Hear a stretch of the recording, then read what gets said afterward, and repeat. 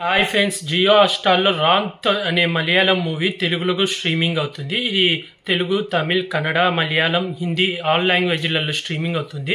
Telugu dubbing కూడా చాలా బాగుంది. ఈ మూవీ స్టోరీ లైన్ వచ్చి వన్ నైట్‌లో జరుగుతుందన్నమాట. ఒక 1% పగలుంటది, మిగతా అంతా నైటే జరుగుతుంది. అలాగే ఈ మూవీ రన్ టైం వచ్చి 2 అవర్సే, 2 అవర్స్ 1 మినిట్ ఉంది. ఈ మూవీ స్టోరీ లైన్ వచ్చి ఇద్దరు పోలీస్ ఆఫీసర్ నైట్ షిఫ్ట్ పడుతుంది అన్నమాట.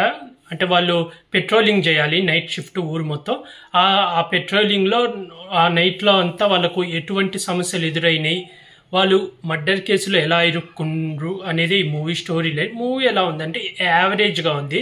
నేను ఫస్ట్ అంతా చూసేటప్పుడు వన్ నైట్లో జరుగుతుంటే ఓకే, వీళ్ళకి ఏమైనా ప్రాబ్లమ్స్ చూపిస్తారంటే నైట్ పూట పోలీసులు పెట్రోలింగ్ ఎలా చేస్తారు, వాళ్ళకు తాగుబోతోళ్ళు కానీ ఏమైనా గొడవలు జరుగుతున్నప్పుడు వైఫ్ అండ్ హస్బెండ్ కొట్లాట్లకు కానీ ఒక అమ్మాయి ఆత్మహత్య చేసుకుంటుంటే వీళ్ళు కాపాడడానికి ట్రై చేయడం, ఒక పిచ్చోడు తన కూతుర్ని ఒక డ్రమ్ములో దాచిపెట్టి ఎవరిని రానికుండా రాళ్లతో కొడుతుంటే వాడి నుంచి ఆ పాపను కాపాడడం, ఇవన్నీ చూపిస్తుంటారు అన్నమాట. అలాగే మధ్యలో ఒక అమ్మాయి మిస్సింగ్ కేసు అంటారు, అది ఇంకా అది లాస్ట్ 20 నిమిషాలు ఉంటుంది. ఎండింగ్ అయితే చాలా డిసప్పాయింట్ అయినా.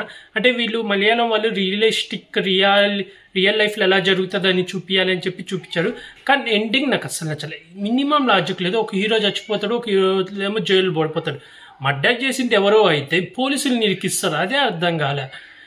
ఇది రియలిస్టిక్ అని చెప్పి ప్రతిసారి హీరోలను చంపేయడం లేదా హీరోయిన్లను చంపేయడం అని చెప్పి ఏదో తీస్తుండ్రు. నాకు తెలిసి రియల్ లైఫ్లో కూడా అలా జరుగుతుంది. ఎందుకంటే ఇప్పుడు మర్డర్ చేసింది ఒకళ్ళు, వాళ్ళకి తెలియదు, వాళ్ళు క్లియర్గా చెప్తారు వాళ్ళు రూట్ మర్చిపోయారు, మేము దారి చూపించామని.